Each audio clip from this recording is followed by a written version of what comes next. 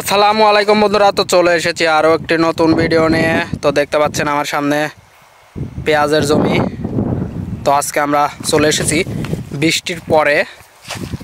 দেখতে পাচ্ছেন পেঁয়াজের বর্তমান অবস্থা। পেঁয়াজগুলো প্রায় অনেকটাই বড় হয়ে গেছে। তো বৃষ্টির পরে পেঁয়াজের নতুন একটি প্রায় রোগের মতো দেখা যায়, যে পেঁয়াজের পাতার যে আগা থাকে এগুলো সব পুড়ে যায়, মানে মরে যায়। আর মরে গেলে দেখতে পাচ্ছেন বন্ধুরা লাল হয়ে গেছে। তো এগুলো পেঁয়াজের মাথাগুলো পুড়ে গেছে, মরে লাল হয়ে গেছে।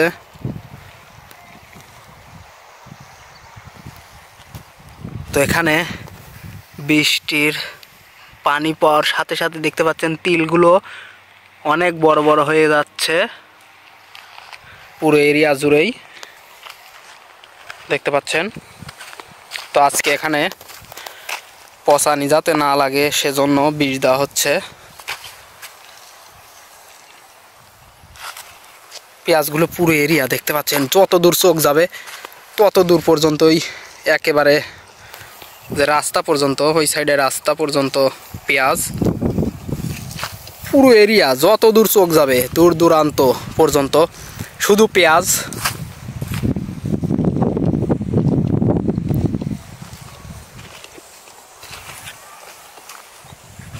তো এবছর প্রচুর পরিমাণে, গত বছরের থেকেও এবছর বেশি পরিমাণে পেঁয়াজ উৎপাদন হয়েছে।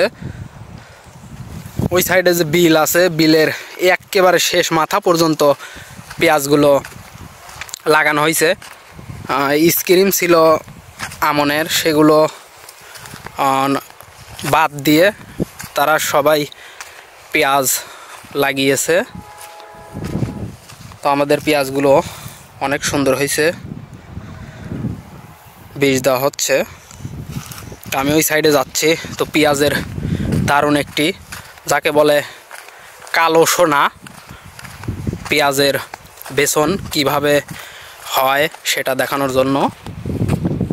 বন্ধুরা দেখতে পাচ্ছেন এখানে দেখুন বাঙ্গির ক্ষেত।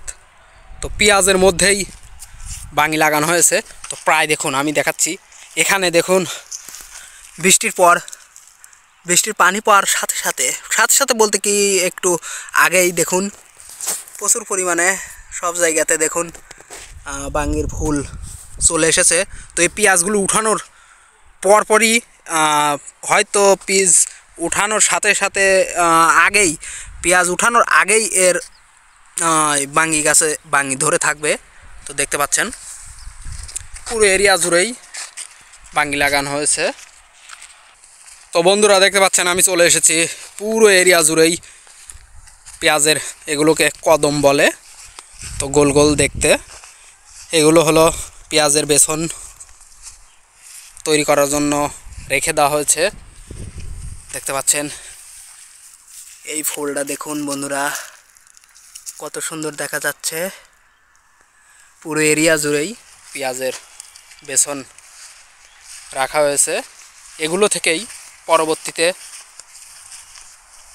আবার নতুন পেঁয়াজের জন্য দানা তৈরি হবে, পেঁয়াজের বেসন তৈরি হবে এর ভিতর থেকে।